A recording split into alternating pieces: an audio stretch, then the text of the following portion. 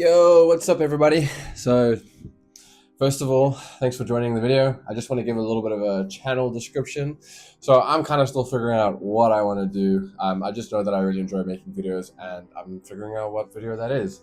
The previous two videos I've made were all interviews that I did of people that are very close to me. So please go check those out and go show those videos support. But today we're doing something a little bit different from those other two videos. We're doing my first ever game review. And the game that we're reviewing today is Clair Obscure Expedition 33, a game that made me feel many different things. And that just compelled me to want to make this review and to just chat about that game a little bit here with you guys today. So let's get into the introduction and chat to you guys about what my experience was before I even played the game. There will be a lot of fighting though. Oh yeah, that's true. Yeah, it's true. There will be a lot of fighting. Exactly. Count me in then. So, before I even played a before I heard about Clair Obscure Expedition 33, I had heard a lot about it on the internet. People were chatting about it and hyping it up, giving it some glizzies here and there. And I was super stoked to play this game just because of the rave reviews that it was getting. People were saying like, this is going to be game of the year. It's the next big thing. And I also saw that it was made by an indie studio, and that got me really excited because indie studios have just been like crushing it the last year or two. So I was super keen to check out this game. But then I heard the combat is turn-based. Yeah. So I've never really enjoyed turn-based combat. And the game that kind of sealed that for me was Baldur's Gate. I really enjoyed the story. I enjoyed the environments. I thought that a lot of the other parts of the game were amazing, and I can totally see how it's a great game. But the combat for me in Baldur's Gate 3, I just couldn't do it anymore. When I got to Act 2 and I saw the top of my screen fill up with a bunch of enemies, I just didn't want to play it anymore, so I didn't. I stopped playing the game, and that kind of was the nail in the coffin to me of like, okay, I really don't like turn-based games. But because of the crazy reviews this game was getting, I was like, man, okay, I gotta check it out. And at the time, I still had Game Pass, so I recently canceled my Game Pass subscription because they hiked up the prices by like 50%. So no more Game Pass, but at the time, I did have Game Pass. And I was like, cool, this game's for free. It's been getting like amazing reviews. People are saying this is game of the year. And it's pretty much free, I guess, for me with Game Pass. So I was like, can't hurt to try it. Even though I know I'm not going to like the combat, let me try it. And man, I could not have been more wrong. The game's amazing. There will be a lot of fighting though. Oh yeah, that's true. Yeah, it's true. There will be a lot of fighting. Exactly. Count me in then. So let's get straight into the first topic of today, which is the gameplay. All right, so the game is basically a turn-based game where you have a party of characters. These characters have abilities and they have perks or luminas and pictos that you can attach to them, so you can create builds and you can have all sorts of different builds, and the builds will do and be good and bad at different things. And you have 3 people in your party, and basically you have your map or level that you run around in, and then when you find an enemy, it goes into combat. Basically, kind of like Pokemon, the same way you run around in the world, and if you bump into another Pokemon or a trainer, you get pulled into combat, turn-based combat. But where they got it 100% right in this game is with the parrying and the dodging system. The parrying and the dodging in this game makes the turn-based combat so much fun. It doesn't feel like you do your thing, wait for the enemy to do their thing, and then it comes back to you. Because it's that waiting period that just, man, it just makes me so bored. I just go on my phone, and then after a while, I'm like not even playing the game anymore.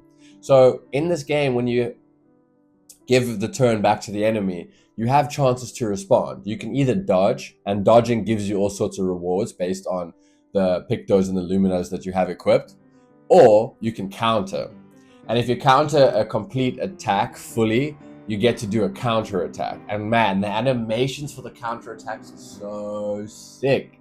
And whenever you do like an expedition counter attack, so the entire party does a counter attack, that is like the coolest thing ever. Those are like the best to get. So they took something that was normally quite boring, waiting for the enemy to do their thing, and they turned it into maybe the most fun part of the combat, which is countering and performing counter attacks.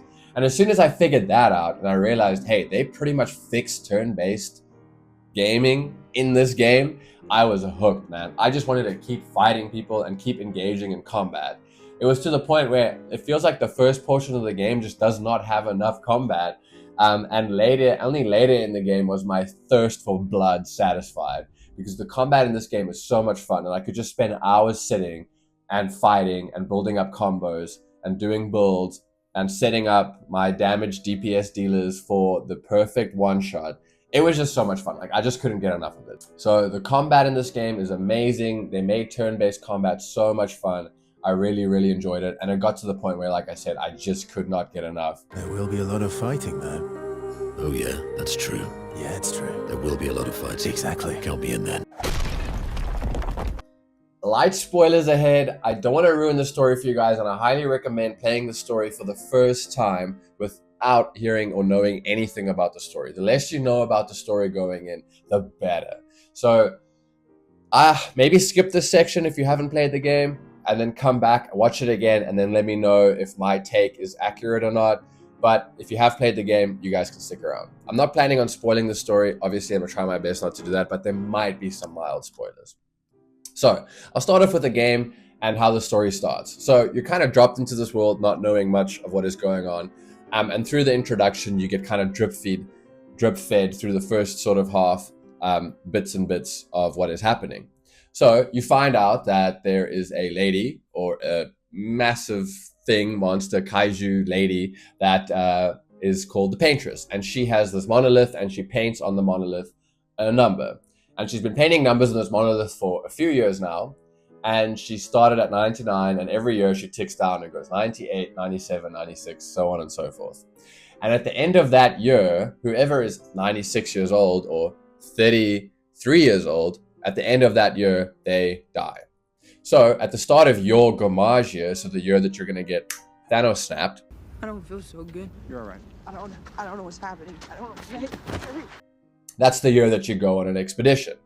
So to try and, I don't know, talk to the Paintress, maybe see if you can chat to her, if she'll change her mind, see if there's a way to destroy her, or just go figure out anything, or get closer to the Paintress to be able to figure out what's going on and hopefully stop her before everybody just gets Thanos snapped. This isn't like a Thanos snap as in like 50-50. It's a Thanos snap as in like everybody's going to be gone quite soon. So they send out these expeditions. It's your last year. What have you got to lose? YOLO. Let's go see if we can fix things. And basically what happens is, as you can imagine from the name, we join Expedition 33 on their journey to try and see if they can convince the Paintress or kill the Paintress and stop her from gomaging everybody all the time. So I'll kind of leave the story explanation there, because from there it just gets deeper and there's a lot of things to figure out, and there's a lot of stuff going on, and it's just awesome. There are lots of twists and turns in this story. The story is going to make you feel. Like I said, I cried at the end. It was just too much for my little heart to bear. The game gets very emotional and you're very invested in the characters. It's awesome that they were able to do that. And the story has so many different twists and turns. And I think that there isn't really a villain in the story. And this is the part that I just appreciate so much. And I wish more movies and series and games would do this. There isn't an obvious bad guy. There are just people feeling things, and everybody is justified in their feelings. And you can kind of see or understand everybody's approach and how they're feeling about it and what they think should happen or what their motivations are. They all make sense. All the motivations make sense. But the way the story is written is you start off thinking that one set of people are the good guys, another set are the bad guys. And then that just keeps getting flipped. And at the end of it, you've been flipped so many times, you don't know who's good and who's bad. But the game asks you to make a decision. And the more you think about it, you realize, okay, I'm going to pick this side or that side. I think this is the better one, or this is the worst one, or I think they're right and they're wrong. But as you're playing it out, you think, man, maybe I have it wrong. Maybe they're right. And I think that's an amazing thing for a game to do, is to make you question the villain and maybe wonder, is the villain the right person here? Is the villain maybe the wrong person? And at the end of it, you're not actually sure, and you realize that it's all gray. Nothing is black and white here. Anybody could be right. Anybody could be wrong. And it makes you think. And you could talk to someone else and they might have had a completely different experience than you. And they leave a lot of things to be discussed, which is amazing. So 100% the story is the best part of this game for me. It's great to be motivated to want to finish a game because of the story. And that is awesome. And it's not like this game, like the combat sucks, I need to push through the combat to get to the end of the story. I was equally invested in the combat and the story. So I wanted to kill more people, and I also wanted to find out what happens at the end of the story just as much. So I had an incredible amount of motivation and drive to want to play and see this game through to the end. And that's one thing that I love in campaign games, is where I can't put the game down. I can't stop playing because I need to know and I need to experience more of it. And that doesn't happen often. But Expedition 33 100% was able to do that. Then the next thing is characters. So the characters in the game are really, really great. I felt for most of them. I think they did a great job with the characters. Besides one or two, I really enjoyed all of the characters. I think Obscure is really funny, and I love the way he talks and the things that he says. I think it's great. Then we have Maëlle, which Maëlle is just an awesome character. She's really well written, and I can appreciate her motivations, and I can appreciate where she's coming from, and all the rest. And then, yeah, I don't want to get into spoilers, so I'm not going to discuss too many more of the characters, but they are really, really good. They are well written. You do start to care for them after a while. But like I said, there are one or two that I wasn't so invested in, and they weren't really a critical part of the story. And it kind of felt like they were just there for gameplay reasons, which I guess was a shame. But that's just personally how I felt. And I think they could have done those characters a little bit more of a they could have done a little bit more with those characters to make us feel a bit more for those characters. But overall, they did a really good job. I mean, you don't want to spend too much time on it, but yeah, I think overall they did a really good job with most of the characters, but there are one or two that I think they could have maybe done just a little bit more with, or made me care a little bit more about, and made them feel a bit less like a side character. There will be a lot of fighting, though. Oh yeah, that's true. Yeah, it's true. There will be a lot of fighting. Exactly. Count me in then. So this game is so beautiful. It's got to be one of the most beautiful and creative games I've played in a long time. The way that they made all the worlds feel so different and so unique and so out there and like something you've never seen before, but at the same time, everything feels very grounded in the universe.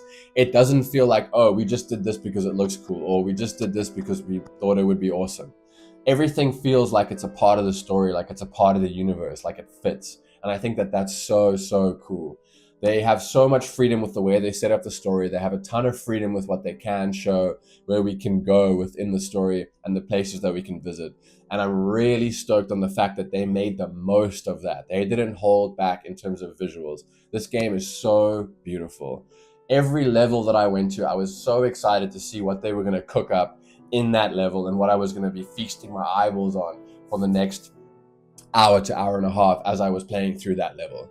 Now, I will say my favorite level was probably the underwater level. That's just my personal opinion. I think that that level looks amazing, and it was something that I'd never done before, is to play underwater. You run around normally as you would on any other level, but it really feels like you are underwater. Don't worry, there isn't like a Mario underwater swimming level here. You are running around and exploring the world in the same way you would in any other level, with your legs running around. But it just looks so good and it feels like you're underwater. And while we're here talking about art style, I want to talk about the music as well. The music in this is amazing. It really wells up and gets you to feel those emotional beats when you need to. The music is timed perfectly, and it never feels like it's getting in the way or it's forced. It just flows so well with what's happening on screen. And I will say my favorite song is on the underwater level. Depending on how brave I am for copyright strikes, I might put a little bit of that song here, and I'm sure most of you know exactly which song I'm talking about. In the underwater level, when the combat starts, man, that song just kicks up and it's so good. I love it so much. I spent a lot of time just listening to like hour-long versions of that song while I'm working. It's just such a great song. So I really appreciate all the music. The music just added to it. It made everything a lot better with the music. So 100%, 10 out of 10 for the music. Great job. There will be a lot of fighting, though. Oh yeah, that's true. Yeah, it's true. There will be a lot of fighting. Exactly. Count me in then. Progression is really well done on your first playthrough, I would say. You have these things called pictos. And if you have 4 fights with a specific picto equipped, they turn into luminas.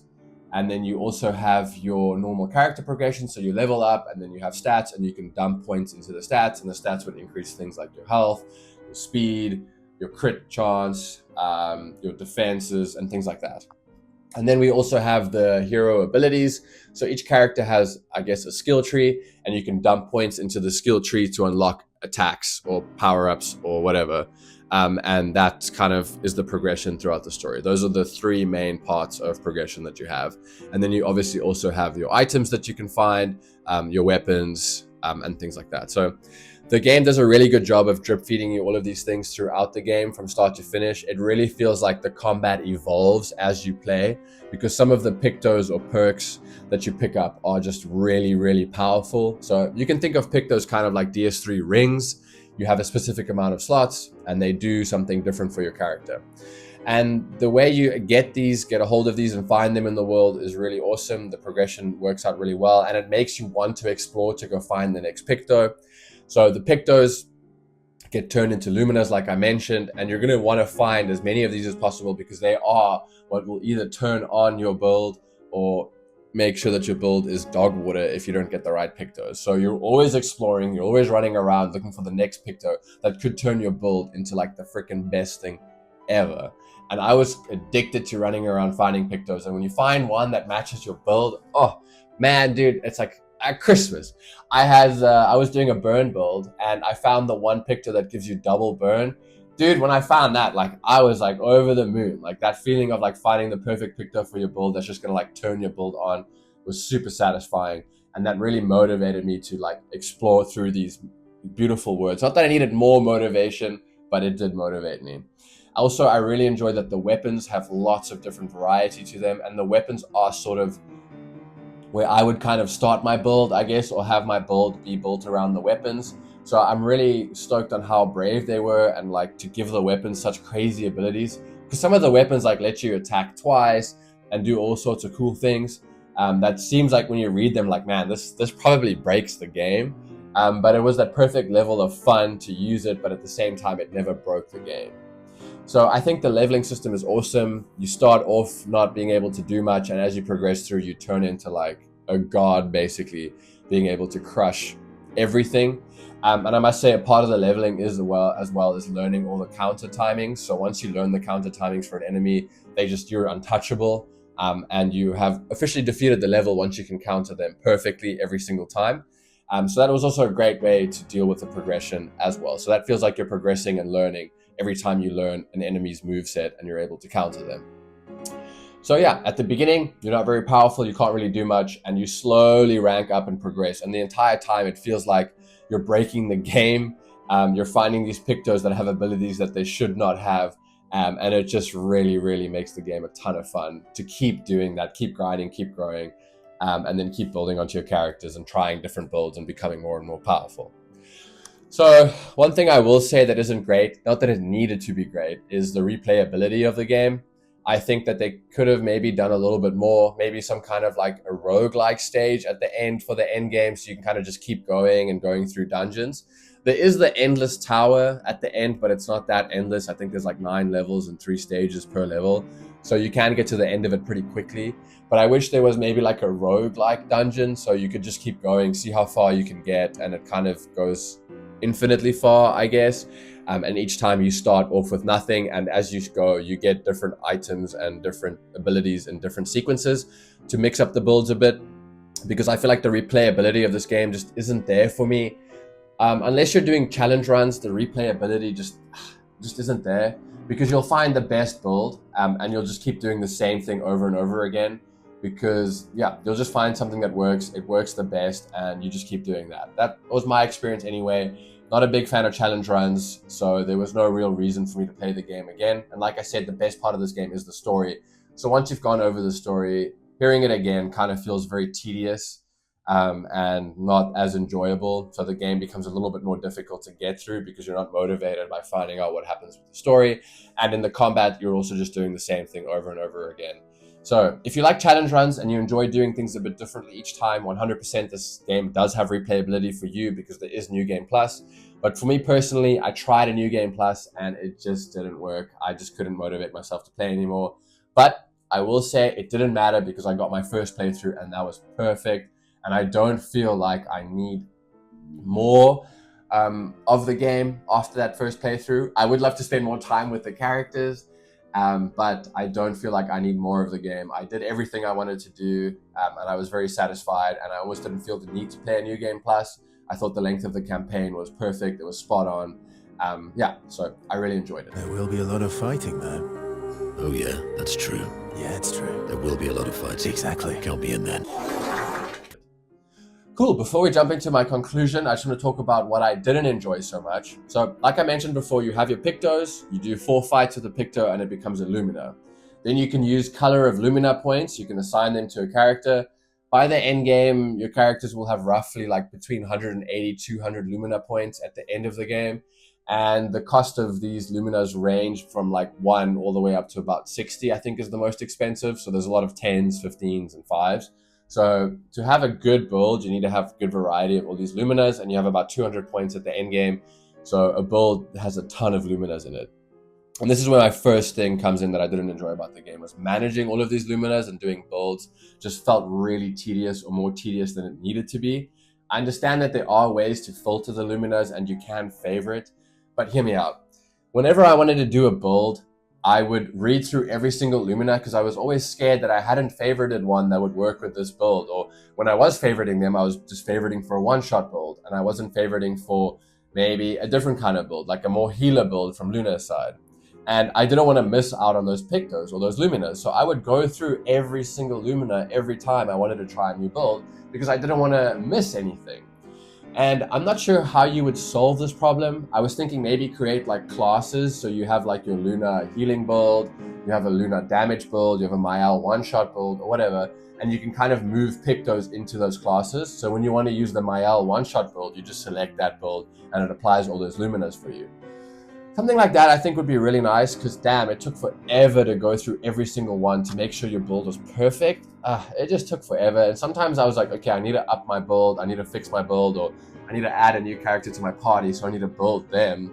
And I just wasn't keen on it, man. I was like, am I really going to take 5 minutes per character to like redo their build and read through the same Luminas over and over again to make sure I have every single one that I need? No, I didn't feel like doing it a lot of times. So that's sometimes when my sessions ended, was like, I need to do a rebuild. It's fine. I'm just going to go watch TV or something. So I hope in the second game they find a better way of managing all the Luminas, because it's great to have that much variety. But I think they need to give us classes so that we can create builds and then they stay there and we can just equip and unequip them as we see fit. Cool. The second part of the game I didn't enjoy so much was the fast traveling.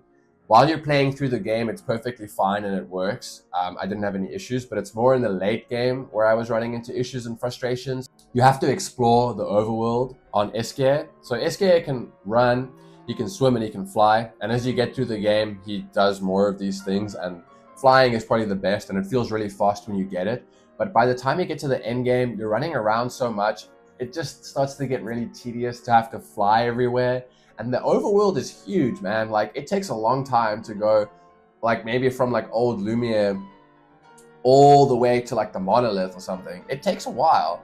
And that just kind of felt really frustrating and unnecessary.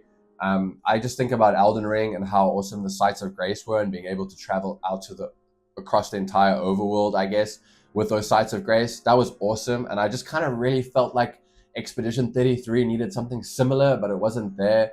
I get what they were going for. I appreciate that you have to fly through the overworld. It's really beautiful, and you have to explore and find different things. But I would have appreciated some kind of a overworld fast travel system, maybe at the end when you're done exploring everything. That would be nice, just for the end game when you're not so worried about exploring and you're more just wanting to play the combat and get really deep into the combat. It would have been nice to not have to fly everywhere all the time, because it takes a ton of time. Then the second thing that I wish they would have done, and they still can do, it's a minor update, but within the levels, the fast travel points or the flags that the previous expeditions have put down for you, they don't have pictures. And I struggle with this. I think DS3 is the same, as well as Bloodborne, but there's no pictures next to the fast travel points. So there's just a name or a description, just a name actually. And then I don't know where it goes. So I would find myself jumping between 2 or 3 of these like fast travel points before I got to the one that I actually wanted to go to, and I couldn't help but feel like, man, just add a photo, please. Just like put a picture there, and I know which one it is. Like, it's very easy. Like, am I supposed to remember these? Is that part of the game, remembering all the fast travel points? Like, what the heck, man? Come on, just give us pictures. It's not that hard. So that was the other thing, and that's my overall complaint about the fast travel system that I didn't appreciate that much. And then the last thing I want to chat about, and this system almost worked for me, but it didn't really. So each time you go to camp, every one of your party members will have something interesting to say, and you can go talk to them. And the more you talk to them, the more you progress their like social level or whatever, or your relationship level. And these relationship levels, as they increase, they will give you like items and clothes and things like that. And some of these like items are pretty important for the story. They're not. And some of these items are like really helpful, and you need them if you want to play the game like properly. So it just sucks to have these items locked behind these dialogue options, because it makes the dialogue options feel really forced. And I appreciate the fact that they wanted to reward people for talking and exploring the story. I get that. But when you play the game a second time, you're forced to go through all of these dialogue options that you've already heard maybe 2-3 times just to get these items. If you ever replay the game from start, and that just is kind of annoying. I don't particularly enjoy that. But I see what they were going for. I think it's great. It felt really good in the beginning to be rewarded for having these conversations. But sometimes I would go to camp and I'd be like, okay, I need to spend the next 10 minutes just talking to everybody to just up the level for the sake of upping the level. I only really cared about what maybe 1 or 2 or 3 of the, maybe max 3 of the characters had to say to each other. And I didn't care so much for the others, but I just felt like I had to talk to them because I needed to know what the items were that they were going to get. Maybe it's really important, or it's like the best weapon or something. So I get what they were going for, and I can see that it could possibly work, but I just didn't work for me on my first playthrough. And the second time when I restarted the game, I also was like, man, do I have to go through all of this again? It's really annoying. So I didn't enjoy that. I don't know if there's a better way to do that or not. I'm sure there are some people that really enjoyed that, but I don't know. I have to imagine that there's a little bit of a better way to handle that. Because I really enjoyed the way Baldur's Gate does it, where you can talk to people. It doesn't feel forced when you go to camp, and you feel like it's a bonus, or you're being good at the game by having these conversations and finding these things out and pushing their stories further. And sometimes you'd go to bed and then something would happen, which was very interesting, where I kind of, in this sense, I just felt a little bit more forced to do these things. So rather than getting a reward for exploring the story, it felt more like I had to explore the story to get something that I needed, which, yeah, I know that's not the way going for, but that's how I experienced it. If you experienced it differently, in the comments, let me know. Or if there's anything else about the game that bothered you, and let me know in the comments as well, because those are the only real 3 issues that I had with the game. Otherwise, I think that this game is perfect, it's amazing, and it's pretty close to flawless. But yeah, no game is a perfect 10 out of 10, and we're just going to talk about what we can do better, because hopefully part 2 is coming soon, and they can improve on it in there. So let's jump over to the conclusion. There will be a lot of fighting, though. Oh yeah, that's true. Yeah, it's true. There will be a lot of fighting. Exactly. Count me in then. So in conclusion, I'm not the biggest fan of giving number ratings, because I don't think that they mean shit to anyone. They're not helpful at all. So I rather like going on the system of would I recommend this game, wouldn't I recommend this game, and who would I recommend this game for. So to give my ultimate conclusion, I would highly recommend this game to almost everyone. If you enjoy a good story, if you enjoy anime and the stories in the anime, I would recommend this. If you enjoy good characters, if you enjoy feeling like the characters in the game are like your best friends and you're hanging out with them, I would highly recommend this game. If you enjoy turn-based combat already before going into the game, this game is just going to take turn-based combat to a whole nother level for you. I would highly recommend this game for you as well. So most everyone, I think, should play this game, and I would recommend this game to all of my friends to go play, and all of you guys as well. So that is the best way I can rate this game, is I would highly recommend it, and I would recommend that you get it right now as soon as you can. And if you have an OLED monitor, man, this game will just be so much better for you. So that's my last recommendation, is that if you are saving up for an OLED, get that OLED first and then get this game. It is completely worth it to see all those like crispy blacks and all the different colors popping and the high contrast and the HDR, it just makes this game so much better. So I would recommend that as well. So go out there, get Clair Obscure Expedition 33, give it a playthrough. Let me know down in the comments what you thought of it, if you liked it, if you didn't like it, if my recommendation was good or if my recommendation was bad. But if I had to give it a number, probably a 9 out of 10. This is up there. It's like in my top 5. It's up there for me with Elden Ring as well, and Cyberpunk and Red Dead 2. It's a really good game. This is going to be one of the greats, I say. So get out there, get it. And yeah, thanks so much for joining. If you made it all this way, please like, comment, subscribe. This is my attempt at growing a channel. I really want to see this thing succeed. So yeah, please do all those things. Come. Look who came just in time for the credits. Come, Wiki. Floki's here to say goodbye, and I hope you guys got that audio. But yeah, Floki's here to say goodbye. So please like, comment, subscribe, and let's see if we can get this channel off the ground.